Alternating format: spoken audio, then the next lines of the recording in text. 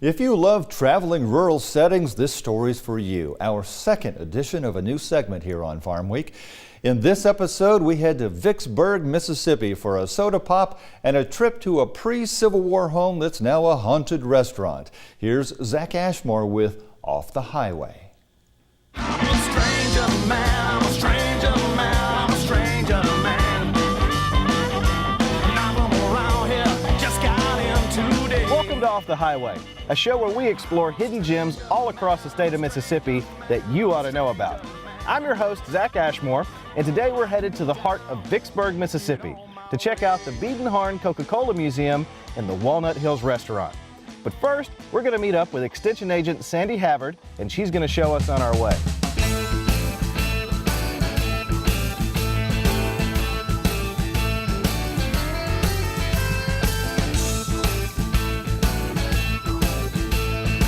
Miss Sandy Havard, you are the Extension Agent for Warren County. Tell me, what do you like so much about Warren County and the people of Vicksburg in particular?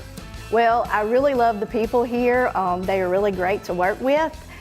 We have a rich history and culture in Vicksburg, and we have some of the best attractions in the state. And that includes where we're at now, the CocaCola Museum. That's exactly right. The CocaCola Museum is one of the many attractions here. Miss Nancy Bell runs the museum, and we're going to go meet her right now.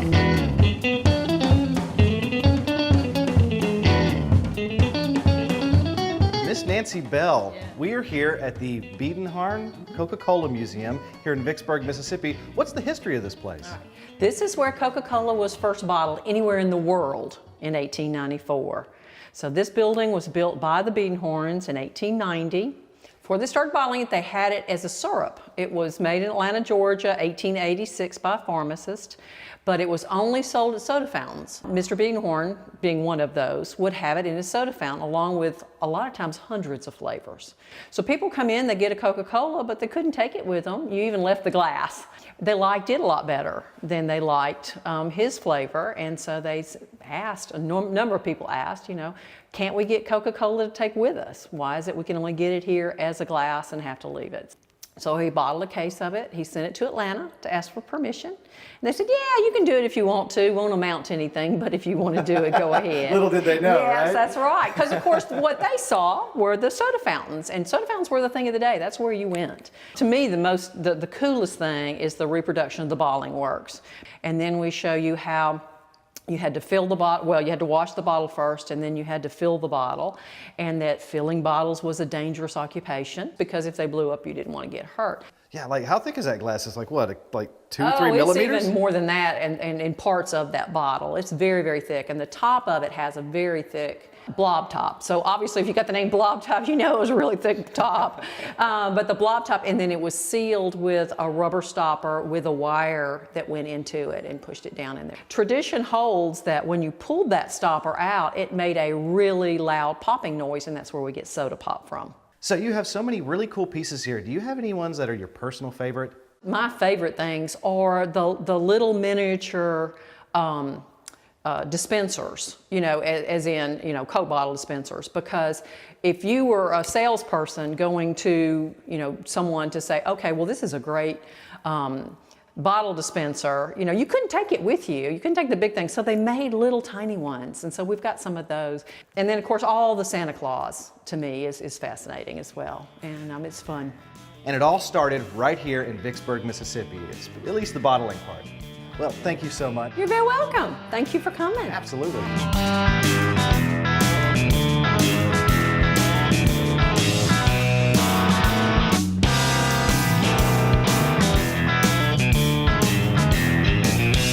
right, Ms. Christine, I heard that you know more about this place than anybody else who works here.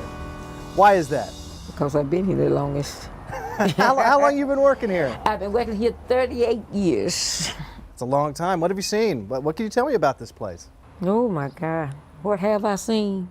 Or what haven't I seen? How about a little bit of both? I have seen them come and go. The first owner was Kim Ferris. She owned it and she sold to Joyce about 20-some years ago. Joyce asked me would I stay on with her. So There you are. here I am. I was told that you're fried chicken has won awards. It have. And you know what? People think we do a big deal to that fried chicken, but the fried chicken is only washed, seasoned with red pepper and salt, and put in the flour and drop it in the deep fat fryer. So I'm guessing the actual secret to it is it's fresh. Right. So what can you tell me about the Walnut Hills restaurant itself? Like, how long has this restaurant been here? This restaurant been here 38 years. So what was this place before it was a restaurant? It was a house. People lived, a lady lived here. She loved the glazed carrots we fix, and she would call and order glazed carrots. But I'm gonna tell you a little secret. When we first started in this restaurant here, I came to work one morning, I got out right down there, and I was gonna walk up the hill. So I saw this lady in this blue evening dress standing in this window right here. I came back down to look to see was she still there. Wish she was, but by the time I got inside, she had gone. Oh, you saw a ghost. But she's a friendly ghost. She was so pretty. She was a pretty lady.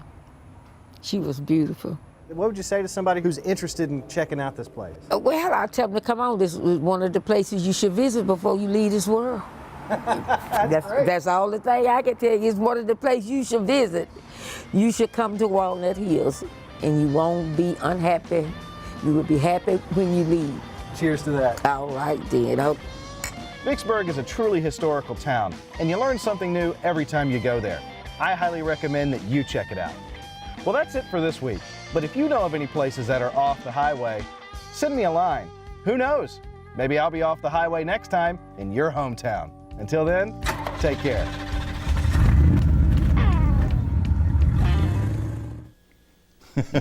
He's right, there really is a lot of history in Vicksburg. That's right, and that food at Walnut Hills looks pretty tasty, too. It really does. Got to go there.